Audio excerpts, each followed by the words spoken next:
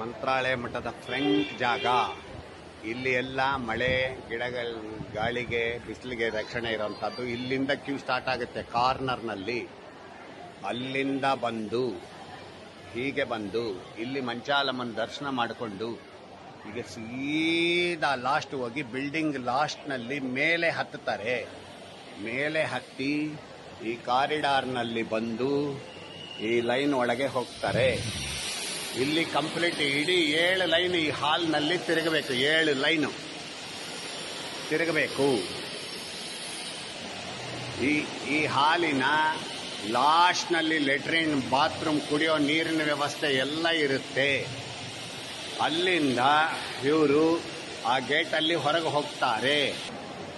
ಹೊರಗೆ ಬಂದಂತಹ ಗೇಟ್ನಿಂದ ಹೊರಗೆ ಬಂದ ಜನರು ಸೀದಾ ಹೀಗೆ ಬರ್ತಾರೆ. ಇಲ್ಲಿಂದ ಬಂದು ಇಲ್ಲಿಂದ ಬ್ರಿಡ್ಜ್ನಲ್ಲಿ ಸೀದಾ ಕೆಳಗೆ ಇಳಿತಾರೆ. ರಶ್ ಹೆಚ್ಚಿದ್ರೆ ಇಲ್ಲಿ 4 ಲೈನ್ ತಿರುಗಬೇಕು. ರಶ್ ಇಲ್ಲ ಅಂದರೆ ಸೀದಾ ಈ ಬ್ರಿಡ್ಜಿನಿಂದ ಸೀದಾ ಈ ಕಾರ್ನರ್ಗೆ ಒಳಗೆ ಬಿಡ್ತೀವಿ. ಇಲ್ಲಿ ಒಳಗೆ ದರ್ಶನಕ್ಕೆ ಹೋಗೋದು. ಇದು ಆರಾಧನೆ ದರ್ಶನದ ಸಿಸ್ಟಮ್ ಮಾಡಿದೆ ಬ್ರಿಡ್ಜ್ ಮೂಲಕ. ಕೆಳಗೆ ಮೇಲೆ ಬ್ರಿಡ್ಜ್ ಇರೋದ್ರಿಂದ ಕೆಳಗಡೆ ಇರೋ ಭಕ್ತರು ಅದ್ರ ಕೆಳಗೆ ಹೋಗ್ತಾ ಇರ್ಬೋದು, ರಥೋತ್ಸವ ನಡೀತಿರ್ಬೋದು, ಯಾವ್ದು ತೊಂದರೆ ಇರೋದಿಲ್ಲ.